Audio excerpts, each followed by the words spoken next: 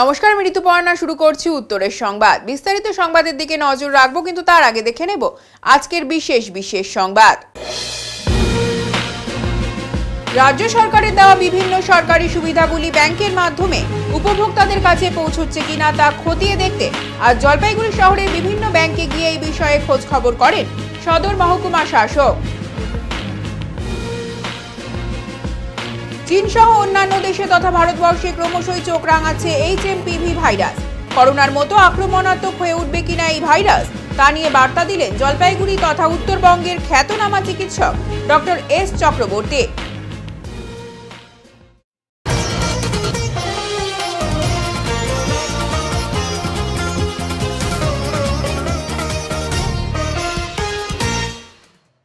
শিলিগুড়ি জলপাইগুড়ি জাতীয় সড়কে দুর্ঘটনা, গুরুতর আহত এক। শিলিগুড়ি জলপাইগুড়ি জাতীয় সড়কে দুর্ঘটনা, গুরুতর আহত এক। জাতীয় সড়কে দুর্ঘটনার কবলে পড়ল একটি 4 চাকার গাড়ি।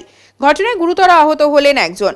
শুক্রবার ঘটনাটি ঘটেছে শিলিগুড়ি জলপাইগুড়ি জাতীয় সড়কের রাজগঞ্জের বন্ধুনগর সংলগ্ন এলাকায়। স্থানীয় সূত্রে জানা গিয়েছে, জলপাইগুড়ির দিক থেকে একটি 4 চাকা গাড়ি শিলিগুড়ির দিকে আসছিল। বন্ধুনগর সংলগ্ন এলাকায় একটি গাড়ির সঙ্গে পাশাপাশি সংঘর্ষ হয় 4 চাকা গাড়িটির।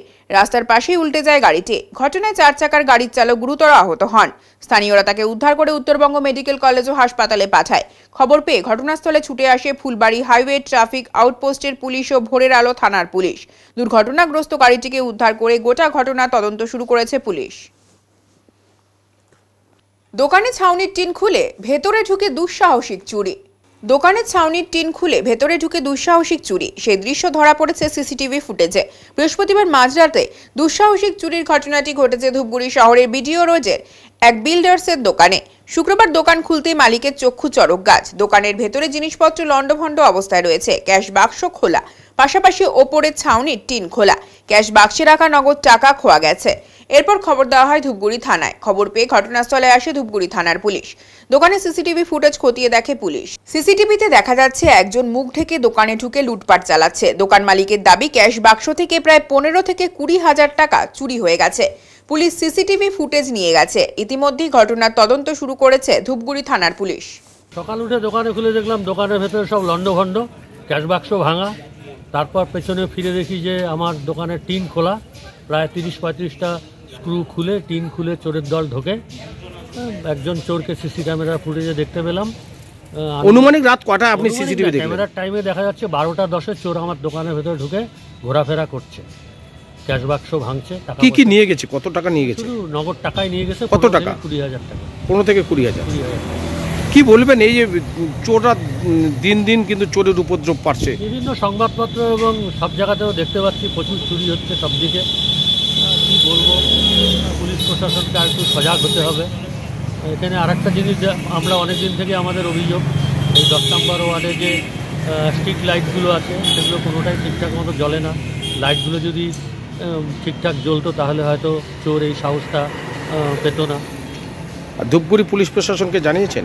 হ্যাঁ, পুলিশ প্রশাসনকে জানিয়েছি। পুলিশ প্রশাসন এসেছিল, তারা দেখে গেছে, তদন্তের আশ্বাস দিয়ে গেল। বলল আমার দোকানের পাশেই খুব ঢিলছোড়া দূরত্বে আমাদের আইসি সাহেবও ভাড়া থাকেন।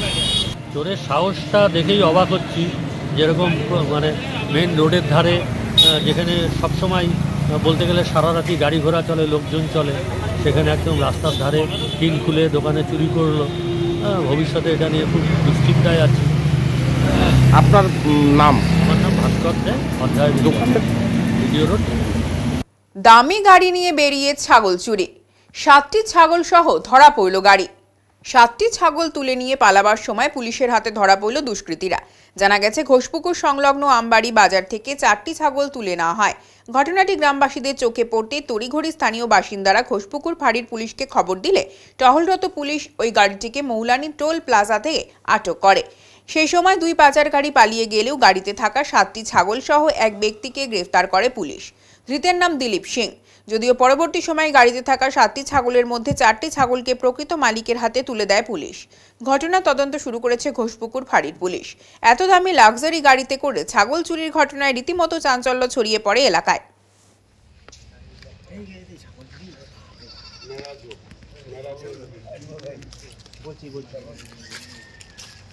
রাজ্য সরকারের দেওয়া বিভিন্ন সরকারি সুবিধাগুলি ব্যাংকের মাধ্যমে উপভোক্তাদের কাছে পৌঁছচ্ছে কিনা তা খতিয়ে দেখছেন প্রশাসনিক আধিকারিকেরা। রাজ্য সরকারের দেওয়া বিভিন্ন সরকারি সুবিধাগুলি ব্যাংকের মাধ্যমে উপভোক্তাদের কাছে পৌঁছচ্ছে কিনা তা খতিয়ে দেখছেন প্রশাসনিক আধিকারিকেরা। জেলা জুড়েই চলছে এই অভিযান। আজ জলপাইগুড়ি শহরের বিভিন্ন ব্যাংকে গিয়ে এই বিষয়ে খোঁজ খবর করেন সদর মহকুমার শাসক তমজিৎ চক্রবর্তী। উল্লেখ্য, রাজ্য সরকারের উদ্যোগে ক্ষুদ্র ব্যবসায়ীদের আরও স্বনির্ভর করতে ভবিষ্যৎ ক্রেডিট কার্ডের মাধ্যমে ঋণ দেওয়ার ব্যবস্থা রয়েছে স্টুডেন্ট ক্রেডিট কার্ডেরও ব্যবস্থা। তবে একাংশ ব্যাংক কর্তৃপক্ষ আবেদনকারীদের ঋণ দিতে টালবাহানা করছে বলে অভিযোগ। ভবিষ্যৎ ক্রেডিট কার্ডের মাধ্যমে ব্যবসায়ীরা ব্যাংক থেকে ঋণ পান, তবে ব্যবসার প্রয়োজনীয় নথি জমা করে ঋণের জন্য আবেদন করতে হয়। এদিন ব্যাংক কর্তৃপক্ষের সঙ্গে আলোচনা করে দ্রুত ভবিষ্যৎ ক্রেডিট কার্ডের মাধ্যমে ঋণ দেওয়ার নির্দেশ দিয়েছেন মহকুমার শাসক। পাশাপাশি স্টুডেন্ট ক্রেডিট কার্ডের মাধ্যমে স্টুডেন্টদের ঋণ দিতে বলা হয়েছে। এই নিয়ে কিছু ব্যাংকের কাজ সন্তোষজনক নয় বলে জানিয়েছেন মহকুমা শাসক। ক্রমাগত ব্যাংকের এমন ভূমিকা থাকলে ভবিষ্যতে তাদের বিরুদ্ধেও ব্যবস্থা গ্রহণ করা হতে পারে বলে তিনি জানান। আজকে ওই ইউবিকেজিবির একটা ব্রাঞ্চে গেছি, সেন্ট্রাল ব্যাংক অফ ইন্ডিয়ার একটা ব্রাঞ্চে এসেছি। মাননীয় মুখ্যমন্ত্রীর নির্দেশে যে সমস্ত সরকারি সুবিধাগুলো বাচ্চারা পাচ্ছে বা যে ধরুন ভবিষ্যৎ ক্রেডিট কার্ডের মতন যে লোনগুলো উদ্যোগপতিরা পাচ্ছে, শিল্পোদ্যোগীরা, সেটা যাতে সুষ্ঠুভাবে হয় সেই জন্য গোটা জেলা জুড়েই একটা অভিযান চলছে এখন। আর আমাদের মহকুমা স্তরেও বিভিন্ন আধিকারিকরা ব্যাংকে যাচ্ছেন। আমরা বোঝবার চেষ্টা করছি যে ওনারা ডিসবার্স করেননি কেন, বা যদি ডিসবার্স করে থাকেন সেটা ডকুমেন্ট দেখছি।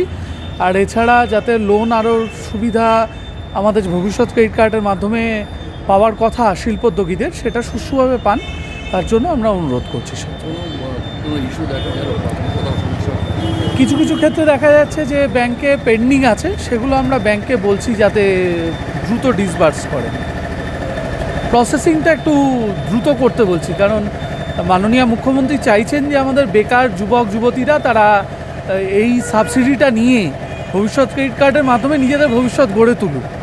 সেই জন্য ব্যাংক যদি খুব ডিলে করে তাহলে তো তাদের কাজটা হবে না। এই জন্য আমরা অনুরোধ করছি সবাইকে।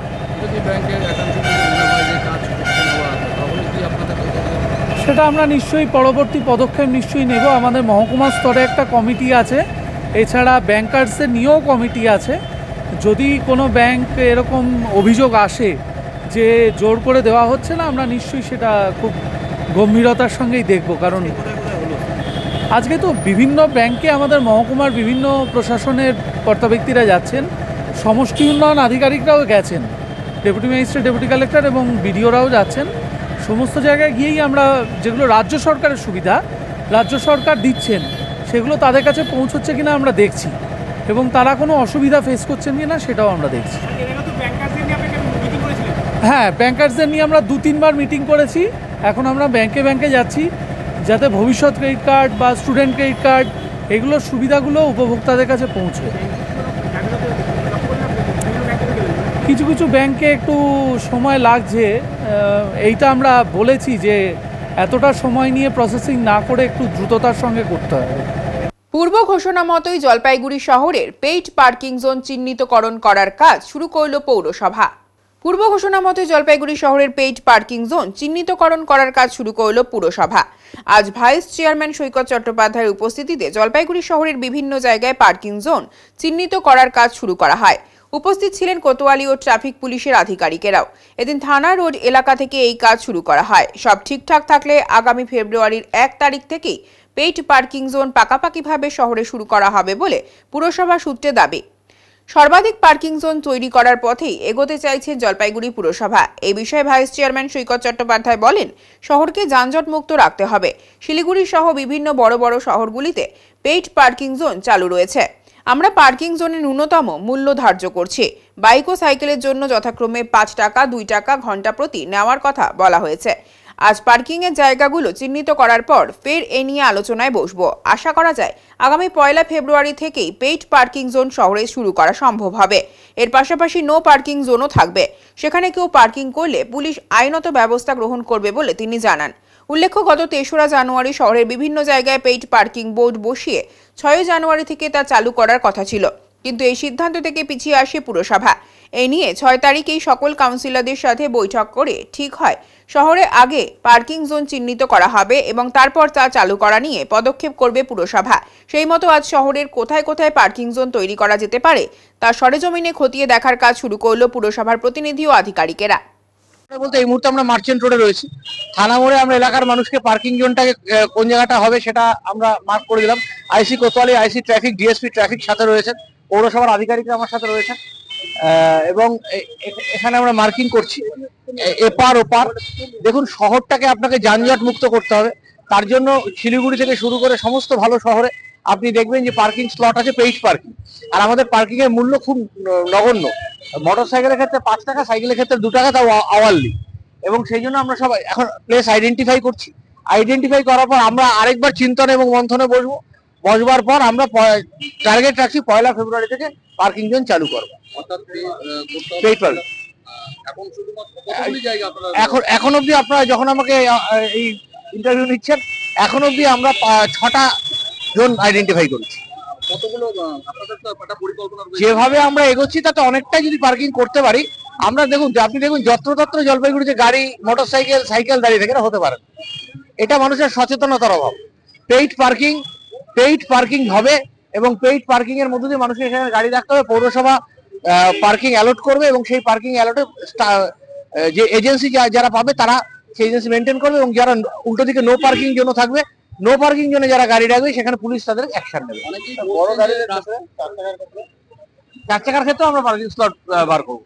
রাস্তার পাশে অনেকে বলছেন যে যদি পার্কিং করা হয় তাহলে যারা বলছেন তারা অন্য শহরগুলো ঘুরে দেখুন, পাশে শিলিগুড়ি চলে যান, রাস্তার পাশেই পার্কিং। মাঠে কোথায় আপনি এত বড় বড় মাঠ পাবেন সারা শহরের মধ্যে, এখানে আপনি পার্কিং করবেন?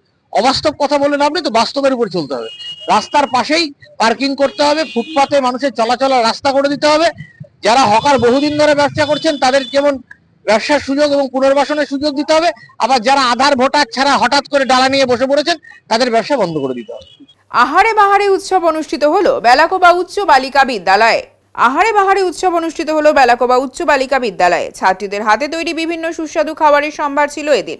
এই উদ্যোগে 8ম থেকে 10ম শ্রেণীর ছাত্রীরা বাড়িতে তৈরি pulao, fried rice, fuchka, momo, chow mein সহ আরও বিভিন্ন সুস্বাদু খাবার স্কুল প্রাঙ্গণে স্টল সাজিয়ে বিক্রি করে। এদিন স্কুল কর্তৃপক্ষ চেয়ার টেবিল দিয়ে স্টল তৈরির ব্যবস্থা করে দেয়। ছাত্রী ও শিক্ষিকারাও এই খাবার কিনে উপভোগ করেন। ছাত্রীদের সৃজনশীলতা ও আত্মনির্ভরশীলতা বাড়াতেই এই উদ্যোগ নেওয়া হয়েছে বলে স্কুলের তরফে জানানো হয়েছে। আজকে আপনারা দেখছেন যে বেলাকোবা উচ্চ বালিকা বিদ্যালয়ের একটা খাদ্য মেলা আহারে বাহারে আয়োজন করেছে এবং দিদিমণিদের এবং ছাত্রীদের একটা উৎসাহ ছিল যে নতুনত্ব করা, যেহেতু উৎসবের মাস চলছে। আমাকে ওনারা বলেছিল আমার মতামত নেওয়ার জন্য। আমি খুব ভালো উদ্যোগ। এই এলাকায় আজ পর্যন্ত আমার চোখে পড়েনি কোনোদিন এটা উচ্চ বিদ্যালয়ের এরকম একটা সুন্দর অনুষ্ঠান এবং এসে খুব ভালো লাগছে। মেয়েদের খুব উৎসাহ দেখা যাচ্ছে। খাবারগুলো খেয়ে কেমন লাগে? খাবারগুলো খেয়ে কেমন হলো? আমি নিজেও খেলাম, খুব সুন্দর। মেয়েরা নিজে হাতে তৈরি করেছে বিভিন্ন রকম আইটেম। মানে আমরা আইডিয়া করতে পারিনি যে মেয়েরা এত সুন্দর সুন্দর নতুনত্ব জিনিস তৈরি করতে পারে। বলা যেতে পারে একটা খাদ্য মেলা স্কুলের সাথে। এবং আমরা যেটা পরিচালনা সমিতি আলোচনা করলাম, ভবিষ্যতে আমরা এটাকে আরও বড় আকারে যাতে সার্বিকভাবে সাধারণ মানুষও এখানে অংশগ্রহণ করতে পারে সেই পরিকল্পনা আমরা নিয়েছি। হ্যাঁ, আমাদের বেলাকোবা উচ্চ বালিকা বিদ্যালয়ের এবছর এটা একটা অভিনব প্রচেষ্টা, এতদিন কোনোদিন হয়নি। তা আমরা সবাই মিলে চিন্তা ভাবনা করলাম যে এরকম যদি একটা খাদ্য উৎসবের আয়োজন করা যায় এবং মেয়েদের উৎসাহ দেখলাম সে ব্যাপারে খুবই বেশি। মেয়েরা বাড়ির থেকে বিভিন্ন ধরনের খাবার বানিয়ে এনেছে। আমরা বললাম যে টেবিল, ছাতা এগুলোর ব্যবস্থা স্কুলই করেছে। ওদেরকে বলা হয়েছিল যে বাড়ির থেকে তোমরা বিভিন্ন খাবার বানিয়ে আনবে তোমাদের সাধ্যের মধ্যে, এবং সেগুলো যাতে সস্তাও হয়, খুব বেশি দামি না হয়। এবং অন্যান্য মেয়েরা, ছোটো মেয়েরা যারা, তারাও কিনে খেয়েছে, আমরাও কিনে খেলাম।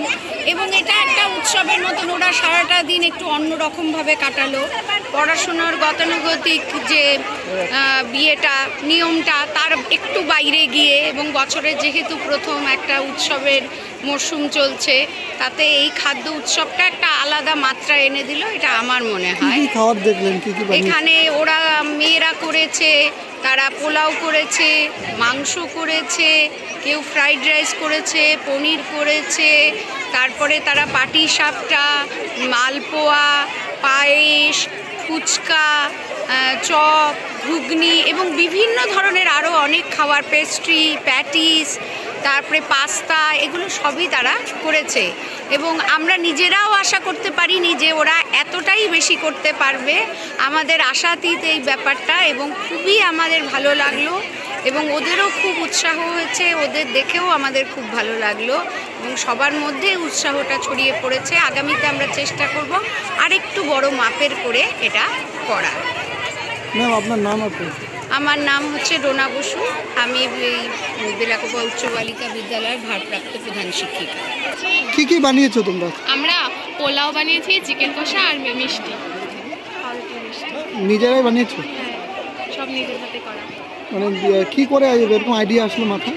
আইডিয়া আমরা ভাবছিলাম যে সবাই তো মানে কমন কিছু বানাবে, তো আমরা ভাবছি ইউনিক কিছু বানাই যেটা মানে অন্য কোথাও পাওয়া যাবে না, আমাদের এখানেই বানাতে। কেমন হলো, বিক্রি হলো? বিক্রি খুব ভালো হয়েছে আর মানে আমাদের ধারণা থেকে খুব ভালো হয়েছে। তোমার নাম আর ক্লাস? আমার নাম রিয়া রয়। খাওয়ার পর মানুষ কিরকম বলছে? মানুষ সবাই খুব ভালো বলেছে আর ম্যামরাও বলেছে যে খুব ভালো হয়েছে আর বলছে পরবর্তীতে আরো ভালো করতে।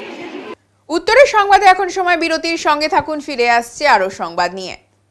সব সময় সব দিকের সব খবর পেতে সাবস্ক্রাইব করুন, বেল আইকনটি প্রেস করে আপডেট থাকুন।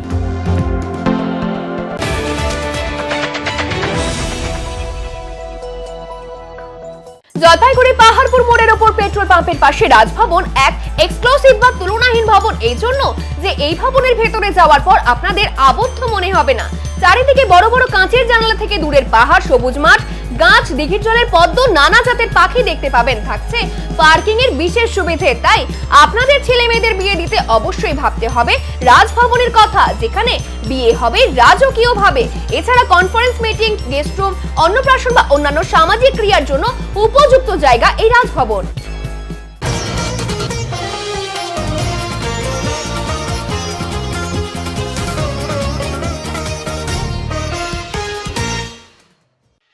এখনো সময় আসেনি কোভিডের মতো আক্রমণাত্মক হয়ে উঠবে কিনা নতুন ভাইরাস HMPV। এখনো সময় আসেনি কোভিডের মতো আক্রমণাত্মক হয়ে উঠবে কিনা নতুন ভাইরাস হিউম্যান মেটাফনিমো ভাইরাস। বিগত কয়েকদিন ধরে চীন সহ অন্যান্য দেশে ক্রমশই বাড়ছে এই নতুন ভাইরাসের শিকার।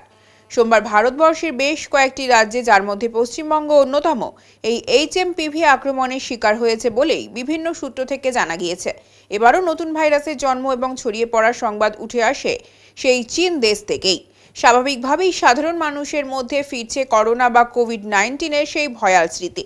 এখনো পর্যন্ত এই ভাইরাস আক্রান্ত কারো মৃত্যুর খবর পাওয়া না গেলেও ইতিমধ্যেই কেন্দ্রীয় এবং রাজ্য সরকার উচ্চ পর্যায়ের বিশেষজ্ঞ দল গঠন করে পরিস্থিতির ওপর নজর রাখছে বলে নির্ভরযোগ্য সূত্রে পাওয়া খবর। এই প্রসঙ্গে জলপাইগুড়ি তথা উত্তরবঙ্গের অন্যতম প্রবীণ খ্যাতনামা চিকিৎসক ডক্টর S চক্রবর্তী সোমবার জলপাইগুড়িতে বলেন, এখনই বলার মতো সময় আসেনি যে নতুন ভাইরাস কতটা বা কোভিডের মতো ভয়ঙ্কর হয়ে উঠবে কিনা। তবে এমন ভাইরাস যত বেশি ছড়িয়ে পড়ে ততই তাদের সংক্রমণ ক্ষমতা বৃদ্ধি পায়, যেটা এখনো পর্যন্ত হয়নি। বর্তমান অবস্থায় সবাইকে সেই কোভিড কালের নিয়মবিধি মেনে চলা উচিত। চীনে ধরা পড়েছে এবং তাতে বেশ কিছু মানুষ আক্রান্ত হয়েছেন। এখন লেটেস্ট নিউজ অনুযায়ী আমাদের ইন্ডিয়াতেও এই ভাইরাসের সংক্রমণ ধরা পড়েছে। বেঙ্গালুরুতে 2 জন আক্রান্ত হয়েছেন। আচ্ছা, এখনো পর্যন্ত এই ভাইরাসের চরিত্র সম্পূর্ণ জানা যায়নি। এখন ভাইরাসের একটা বৈশিষ্ট্য হচ্ছে সে ক্লাইমেট অনুযায়ী এবং মানুষের দেহের ইমিউনিটি অনুযায়ী তার মিউটেশন হয়। এই মিউটেশনের ফলে যে নতুন ভাইরাস থেকে যখন আরও অন্যান্য ভাইরাস জন্মগ্রহণ করে, তাদের রোগ উৎপাদনকারী ক্ষমতা অনেক বেড়ে যায় এবং তার ফলে যে অসুখ খুব অল্প মাত্রায় অল্প জায়গা জুড়ে শুরু হয়েছিল, সেটাই অনেক ক্ষেত্রে এপিডেমিকে দাঁড়িয়ে যায়, যেটা পূর্ববর্তী দশকগুলোতে অনেকবার হয়েছে বিভিন্ন দেশে। ভাইরাসগুলো মূলত কোন বয়সের উপর বেশি প্রভাব পড়ে এই ভাইরাসগুলো? এই ভাইরাসগুলো বৈজ্ঞানিক বিশ্লেষণ অনুযায়ী একদম শিশুদের ওপর এবং বেশি বয়স্কদের ওপর, যাদের রোগ প্রতিরোধ ক্ষমতা কম, তাদেরই এটা বেশি আক্রমণ করে। কিন্তু অন্যান্য বয়সেও আক্রমণ করতে পারে। মিউটেশনের ফলে যদি এর ভিরুলেন্স বা রোগ উৎপাদনকারী ক্ষমতা বেড়ে যায়, তবে যে কোনো মানুষের বয়সকেই আক্রমণ করতে পারে। তা এখনো পর্যন্ত এটা এপিডেমিক ফর্ম হবে কি না সেটা কিছু জানা যায়নি, বা এর ভ্যাকসিনের প্রয়োজন হবে কি না সেটা বৈজ্ঞানিকরা পরে গবেষণা করে স্থির করবেন। তবে প্রতিরোধমূলক ব্যবস্থা হিসাবে করোনার সময় যেরকম আমরা প্রতিরোধ নিয়েছিলাম, মাস্ক ইউজ করা, যেখানে সেখানে থুতু না ফেলা এবং জনসমাগমের মধ্যে না কাশা, এই সাবধানতাগুলো অবলম্বন করে অবশ্যই চলতে হবে। আর কি খাওয়া কি ধরনের খাওয়া উচিত যদি জ্বর বা সর্দি কাশি হয়?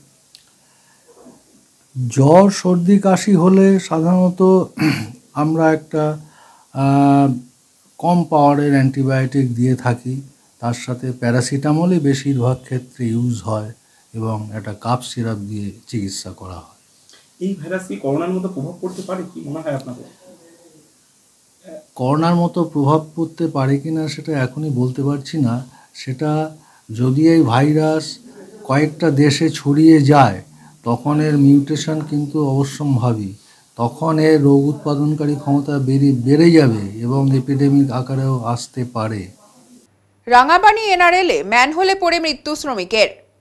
রাঙাপানি এনআরএলে ম্যানহোলে পড়ে মৃত্যু শ্রমিকের। শ্রমিকদের সুরক্ষা নিয়ে প্রশ্ন স্থানীয়দের। রাঙাপানি এনআরএলে ম্যানহোলে পড়ে গিয়ে মৃত শ্রমিক রাজেশ দাসের পরিবার ও স্থানীয়রা শ্রমিকদের সুরক্ষা নিয়ে প্রশ্ন তুলেছেন। গতকাল এই শ্রমিকের মৃত্যুর ঘটনায় চাঞ্চল্য সৃষ্টি হয় রাঙাপানি এলাকায়। মৃত শ্রমিকের নাম রাজেশ দাস, বয়স 30 বছর। পূর্ব রাঙাপানি এলাকার বাসিন্দা ছিলেন তিনি। জানা গিয়েছে বৃহস্পতিবার রোজগার মতোই নুমলিগড় রিফাইনারি লিমিটেড এনআরএল এ কাজে যান রাজেশ। তিনি ওই তেল সংশোধন কোম্পানির তেলের গাড়ি চালাতেন। তবে এদিন দুপুর নাগাদ সে গাড়ি নিয়ে সার্ভিস ট্যাঙ্কের কাছে গেলে সেখানকার একটি ম্যানহোলে পড়ে যান। দীর্ঘক্ষণ তাকে খোঁজাখুঁজির পর সেখান থেকে তার দেহ উদ্ধার করা হয়। এরপর তাকে চিকিৎসার জন্য উত্তরবঙ্গ মেডিকেল কলেজ ও হাসপাতালে নিয়ে গেলে কর্তব্যরত চিকিৎসকরা তাকে মৃত বলে ঘোষণা করেন। খবর পেয়ে ঘটনাস্থলে পৌঁছায় ফাঁসিদেওয়া থানার পুলিশ। মৃতদেহটি ময়না তদন্তের জন্য উত্তরবঙ্গ মেডিকেল কলেজ ও হাসপাতালে পাঠায় পুলিশ। অপরদিকে ঘটনায় কান্নায় ভেঙে পড়েছেন পরিবারের লোকজন। এদিকে ওই কোম্পানিতে শ্রমিকদের সুরক্ষা নিয়ে গাফিলতির অভিযোগ তোলেন স্থানীয় বাসিন্দা থেকে পঞ্চায়েত সদস্য। তারা জানান ওই কোম্পানিতে পর্যাপ্ত পরিমাণে অক্সিজেন সুরক্ষার সামগ্রী সহ একটি অ্যাম্বুলেন্স ছিল না। রাজেশ ওই ম্যানহোলে পড়ে যাওয়ার পর কর্তৃপক্ষ তাকে মাল টানা গাড়িতে করে হাসপাতালে নিয়ে যান। কি হয়েছিল, আমাদের পরিবারের একজন ছেলে চলে গেল, আমার রিলেটিভ হবে। হ্যাঁ, আমরা খুব দুঃখী এর জন্য। আর ওনার কোনো কাজের সময় কোনো সেফটি ছিল না, সূত্রভাবে যেটা আমরা জানতে পারছি। হ্যাঁ, তো এতে আর কি গ্যাস ট্যাঙ্কিতে পড়ে গিয়ে উনি আমাদের হয়েছে। তো আমরা বডিটা এখনো পাইনি, আর আমরা প্রচুর দুঃখী। আর আমাদের ডিমান্ড ওখানে একজনের পরিবারের যেন কর্মসংস্থা ওখানে হয়, কারণ যিনি মারা গেল ওনার দুটা বাচ্চা আছে। উনি পরিবারের মূলত ম্যান ছিলেন, খামানেওয়ালা। এখন খামার মতো খুব লোক নাই, মা বাবা বৃদ্ধ, বাচ্চা দুটো আছে, দুটো বাচ্চা ছোট। হ্যাঁ, ওনার পরিবারের যদি একজন কর্মসংস্থা হয় তাহলে এই পরিবারটা আপনারা দেখতে পাচ্ছেন, এই পরিবারটা একটু সচল হবে, নাহলে তো খুব একটা দুর্গতির মধ্যে যাবে। এতে গ্রামবাসী, পাড়া প্রতিবেশী, আশেপাশে সব মানুষের সহযোগিতা করতেছে, আর সবাই আমরা সেই চেষ্টায় আছি যে একটা যেন কর্মসংস্থা হয় আর কি। ওখানে ও মেনটেন্যান্সের কাজ করতো, ভিতরে গাড়ি চালাতো আর কি। ভিতরে যেটা কেচারার সূত্র মাফিক আর কি, কেচারা ফেলানোর গাড়ি হতো, সেই গাড়ি চালাতো আর কি। তো ওই কেচারারই ট্যাঙ্কিতে নাকি বলে পড়ে গিয়ে ওনার মৃত্যু হয়। আমার নাম মণি বর্মা, আমি ওনার কাকা। দলছুট 2 হাতিকে জঙ্গলে ফেরাতে কুনকি হাতি আনা হলো ফালাকাটায়। দলছুট 2 হাতিকে জঙ্গলে ফেরাতে কুনকি হাতি আনা হলো ফালাকাটায়। ফালাকাটা শহরে আনা হলো 2টি কুনকি হাতি। জানা গিয়েছে বৃহস্পতিবার ভোর রাতে ফালাকাটা শহরে ঢুকে পড়ে 2টি দলছুট হাতি। দাপিয়ে বেড়ায় শহরের অলিগলি, যার জেরে হুলুস্থুলু কাণ্ড এলাকায়। ফালাকাটায় অনেকের ঘুম ভাঙে হাতির ডাকের শব্দে। গজরাজকে দেখে বাসিন্দাদের কার্যত ভিমরি খাওয়ার হাল। আচমকা ফালাকাটা শহরে ঢুকে পড়ে দলছুট 2টি হাতি। তাণ্ডব চালায় শহরের একাংশে। ফালাকাটা গার্লস হাই স্কুলের দেওয়াল ভেঙে দেয় তারা। এরপর ফালাকাটা শহরের বুক চিরে যাওয়া 17 নম্বর জাতীয় সড়কের একাধিক লোহার রেলিং ভেঙে দিয়েছে বলে খবর। জানা গিয়েছে শহরে দাপিয়ে বেড়ানোর পর ফালাকাটা সুভাষপল্লী এলাকার একটি ঝোপে আশ্রয় নেয় ওই 2টি হাতি। এরপর বেশ কয়েক ঘন্টা কেটে গেলে ওই 2 হাতি ঠাঁই রয়েছে ঝোপে। এরপর ওই দিন দুপুরে বন দপ্তর 2টি কুনকি হাতিকে লরিতে করে ফালাকাটায় নিয়ে আসে। ঘটনাস্থলে রয়েছেন ফালাকাটার বিডিও অনিক রায়, রয়েছেন পুলিশ আধিকারিক সহ বনকর্তারা। 1 মাস যাবৎ মজুরি না পেয়ে কাজ বন্ধ করে বিক্ষোভ দেখালো মানাবাড়ি চা বাগানের শ্রমিকেরা। এক মাস যাবৎ মজুরি না পেয়ে কাজ বন্ধ করে বিক্ষোভ দেখালো মাল ব্লকের মানাবাড়ি চা বাগানের শ্রমিকেরা। কাজ করে মজুরি না পেয়ে চা বাগানের ম্যানেজারকে ঘিরে বিক্ষোভ দেখালো শ্রমিকেরা। মাল ব্লকের মানাবাড়ি চা বাগানের ঘটনা। শুক্রবার সকাল থেকে চা বাগানের শ্রমিকেরা কাজ বন্ধ করে এই বিক্ষোভে সামিল হন। চা বাগানের শ্রমিক প্রমোদ মুন্ডা এস্তেলাওরাও বলেন, গত 22 এবং 9 তারিখে দুটি মজুরি ডিউ আছে। বারবার চা বাগান কর্তৃপক্ষকে বলেও কোনো লাভ হচ্ছিল না। তারপরও বাগানের স্বার্থে আমরা কাজ করছিলাম। চা বাগান কর্তৃপক্ষ মজুরি দেওয়া নিয়ে একের পর এক ডেট দিয়েও প্রতিশ্রুতি রাখতে পারছিলেন না। বাধ্য হয়ে আমরা আজ কাজ বন্ধ করে বিক্ষোভে সামিল হই। আজ আমাদের মজুরি লাগবেই। এ ব্যাপারে মানাবাড়ি চা বাগানের ইনচার্জ পবন ছেত্রী বলেন, কোম্পানি সবসময় শ্রমিকদের পাশে রয়েছে। বাগানের পরিস্থিতি ভালো নেই, সেই কারণে মজুরি দিতে দেরি হচ্ছে। আগামী সোমবার শ্রমিকদের মজুরি দেওয়া হবে। आंदोलन पेमेंट के लिए कितना दिन से नहीं मिल रहा है? 2-15 ही हो गया, पेमेंट ही मिल रहा है। 1 दिन 2 दिन का बात होने से तो मान जाते हैं, लेकिन इतना 2-15 ही हो गया, पेमेंट 1 महीना लग गया, अभी पेमेंट नहीं मिला है। इसलिए आज बिना पेमेंट का कैसे काम करेगा? आज क्या किया सब मिला के? आज स्ट्राइक करेगा, हम लोग काम नहीं करेगा। अभी यहाँ पे मैनेजर कुछ बोला है? कोई मैनेजर अभी कुछ जवाब ही नहीं दे रहा है। अच्छा, क्या बोल रहा है तभी भी? कुछ नहीं बोल रहा है कि बात करने का मौका दो, बोल रहा है। इसका आगे भी तो ऐसा हुआ है, फिर वैसे भी करके काम करवाए, हम लोग काम किए, लेकिन अभी तक काम का कोई जवाब नहीं मिल रहा है। पेमेंट मिलेगा तभी ना काम करेंगे। कितना दिन का पेमेंट नहीं मिला? 2-15 का। अच्छा, 22 तारीख का और ये 9 तारीख का। आपका नाम? एस्तेलाओराव। कितना घंटा से चल रहा है? सुबह 7 बजे से। जी, यहाँ पे बागान में तलब नहीं देके आज स्ट्राइक किया है। अच्छा, कितना दिन से नहीं मिल रहा है? मोटा मोटी 15 करके 2-15 के नहीं मिला है। इसका आगे भी तो हुआ? आगे भी पेमेंट नहीं हुआ, स्ट्राइक किया। अभी तीसरा वाला लगने वाला हो। आप लोग अभी क्या चाहता है? हम लोग चाहते हैं कि बागान में पेमेंट हो, लेबर लोग को पेमेंट मिले, तो उसके बाद में हम लोग काम में जाएंगे। अच्छा, बिना पैसा का तो हम लोग काम नहीं करेंगे। हैं? कोई नेता आके नहीं पूछ रहा है कि तुम लोग का पेमेंट है कि नहीं है, तुम लोग कैसे जी रहे हो? हाँ, वोट का समय में तो नेता लोग गाड़ी आ जाते हैं यहाँ पे। हाँ, कितना श्रमिक ऐसा है जी? कितना श्रमिक होगा यहाँ? 600 श्रमिक। अच्छा, तो अभी क्या मतलब आश्वास कुछ मिलने से क्या बोलेगा? तो वही तो हम लोग तो चाहते हैं कि मैनेजर बोले कि हाँ तुम लोग को पेमेंट हो जाएगा आज में, तो हम लोग काम में चला जाएंगे। कितना दिन से बोल रहा है जो पेमेंट होगा? लगभग आपका हो गया 12-13 दिन से बोल रहा है कि आज कल होगा, परसों होगा, करते करते आज लगभग 15 दिन हो गया। आज स्ट्राइक किया है? जी, आज में स्ट्राइक किया है। आज के जी स्ट्राइक की कारणे একটু জানাবেন। देखिए, ये वेजेस के लिए हुआ है। हम लोग का जो एक फोर्टनाइट वेजेस है वो ड्यू है, इसी का कारण से ये हुआ है। कितना दिन से नहीं मिल रहा है? 15-16 दिन से नहीं मिल रहा है, अभियोग कर रहा है लोग।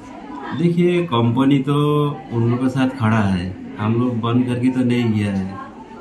हम लोग कोशिश कर रहा है, सोमवार तक हम लोग दे देंगे। इस सभी स्टॉक इसका आगे भी हुआ है, क्या बोलना चाहिए इसके बारे में? देखिए, कंपनी हम लोग का जो कंपनी है काफ़ी लॉस है। जैसे कंपनी कमाई करके तो लेके नहीं जा रहा है, यदि लेके जाने से एक ठो बात है। आज देखिए टी इंडस्ट्री का हालत जो है, जो पोजीशन खराब है, और जो क्रॉप लॉस भी एक ठो कारण है। कंपनी यहाँ से कमाई करके लेके नहीं जा रहा है, और हम लोग का जो कंपनी है आज वर्कर के साथ खड़ा है। हम लोग का खाली ऐसा पूरा ड्यू नहीं है, जो खाली एक फोर्टनाइट केवल ड्यू है, वो भी हम लोग चेष्टा कर रहा है, कंपनी भी पूरा कोशिश कर रहा है। तो भी कुछ आश्वास मिलेगा अभी इन लोगों को जो आंदोलन बाहर में बैठा है, बहुत श्रमिक सारे? देखिए, उन लोगों को तो हम एश्योर कर दिया, सोमवार तक हम लोग दे देंगे। अच्छा, आपका नाम परिचय? पवन छेत्री, गार्डन इंचार्ज, मानाबाड़ी डिस्ट्रिक्ट। আগামীকাল বিশ্ব বাংলা ক্রীড়াঙ্গনে অনুষ্ঠিত হতে যাচ্ছে 46তম অ্যাথলেটিক মিট। আগামীকাল বিশ্ব বাংলা ক্রীড়াঙ্গনে অনুষ্ঠিত হতে যাচ্ছে 46তম অ্যাথলেটিক মিট। জলপাইগুড়ি জেলা ক্রীড়া সংস্থার 46তম আন্তঃক্লাব অ্যাথলেটিক মিট আগামীকাল এবং পরশু অর্থাৎ 11 এবং 12 জানুয়ারি বিশ্ব বাংলা ক্রীড়াঙ্গনে অনুষ্ঠিত হবে। সমগ্র জেলার 22টা ক্লাব অর্থাৎ Dhupguri sub division, Malbazar sub division এবং জলপাইগুড়ি সাব ডিভিশনের 22টা ক্লাবের 556 জন অ্যাথলেটিক এতে অংশগ্রহণ করবে। সকাল 9:30টায় এই অনুষ্ঠানের উদ্বোধন করবেন সংস্থার কার্যকরী সভাপতি গৌতম দাস। 44টি ইভেন্ট এবং 6টা রিলে ইভেন্ট এখানে অনুষ্ঠিত হবে। এই প্রতিযোগিতা থেকে এই বছরের জেলা দল গঠন করবে, যে দল আগামী রাজ্য প্রতিযোগিতায় অংশগ্রহণ করতে যাবে। এই প্রতিযোগিতায় মোট 10টি গ্রুপে খেলা অনুষ্ঠিত হবে। আগামীকাল 66তম ইন্টার ক্লাব অ্যাথলেটিক্স মিট এবং এই অ্যাথলেটিক্স মিটে জলপাইগুড়ি জেলার সবগুলো যেগুলো অ্যাথলেটিক্সের অ্যাফিলিয়েটেড ক্লাব 20টা অ্যাথলেটিক্স অ্যাফিলিয়েটেড ক্লাব অংশগ্রহণ করছে সারা জেলার, সে বানারহাট হোক, মালবাজার হোক, Dhupguri sub division, Malbazar sub division এবং সব জায়গা থেকে অংশগ্রহণ করছে। 556 জন অ্যাথলিট এখানে অংশগ্রহণ করছে। 88টা ইভেন্ট এবং 6টা রিলেতে অংশগ্রহণ করছে। এখান থেকেই আমরা জলপাইগুড়ি জেলা দল সিলেকশন করব এবং আগামী দিনে যে রাজ্য অ্যাথলেটিক্স মিট হবে কলকাতাতে, সেই অ্যাথলেটিক্স মিটের টিম এখানে থেকেই সিলেকশন হবে। কয়দিন চলবে আপনাদের খেলা? 11 এবং 12 মানে আগামীকাল এবং পরশু দিন অনুষ্ঠিত হবে। আগামীকাল 9:30টার সময় আমাদের ক্রীড়া সংস্থার কার্যকারী সভাপতি শ্রী গৌতম দাস এই মিটের শুভ উদ্বোধন ঘোষণা করবেন। আপনার নাম আর পরিচয়? আমি উজ্জ্বল দাস চৌধুরী, জলপাইগুড়ি জেলা ক্রীড়া সংস্থার সহ সম্পাদক। উত্তরের সংবাদে এখন সময় বিরতির, সঙ্গে থাকুন, ফিরে আসছে আরও সংবাদ নিয়ে। সব সময় সব দিকের সব খবর পেতে সাবস্ক্রাইব করুন, বেল আইকনটি প্রেস করে আপডেট থাকুন।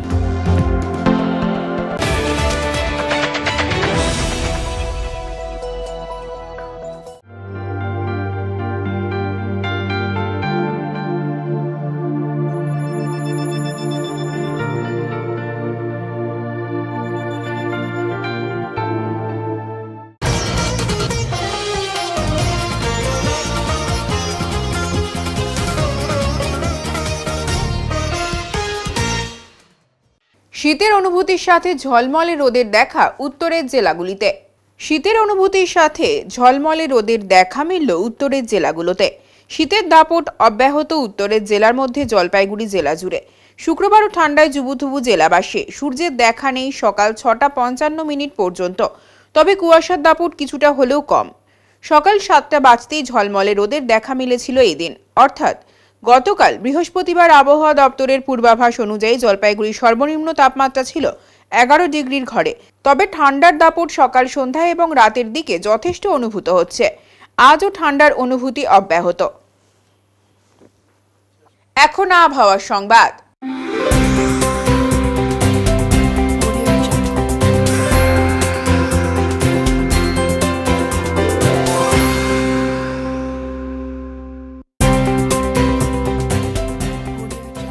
কেন্দ্রীয় আবহাওয়া দপ্তরের জলপাইগুড়ি কেন্দ্র থেকে পাওয়া তথ্য অনুযায়ী শুক্রবার দিনের সর্বোচ্চ তাপমাত্রা ছিল 25.9 ডিগ্রি সেলসিয়াস ও সর্বনিম্ন তাপমাত্রা ছিল 9.4 ডিগ্রি সেলসিয়াস।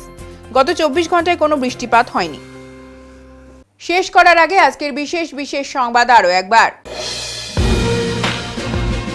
রাজ্য সরকারের দেওয়া বিভিন্ন সরকারি সুবিধাগুলি ব্যাংকের মাধ্যমে উপভোক্তাদের কাছে পৌঁছচ্ছে কিনা তা খতিয়ে দেখতে আজ জলপাইগুড়ি শহরের বিভিন্ন ব্যাংকে গিয়ে এই বিষয়ে খোঁজ খবর করেন সদর মহকুমা শাসক। চীন সহ অন্যান্য দেশে তথা ভারতবর্ষে ক্রমশই চোখ রাঙাচ্ছে HMPV ভাইরাস। করোনার মতো আক্রমণাত্মক হয়ে উঠবে কিনা এই ভাইরাস, তা নিয়ে বার্তা দিলেন জলপাইগুড়ি তথা উত্তরবঙ্গের খ্যাতনামা চিকিৎসক ডক্টর S চক্রবর্তী। উত্তরের মন পরিবেশিত উত্তরের সংবাদ এখনকার মতো এই পর্যন্তই। নমস্কার।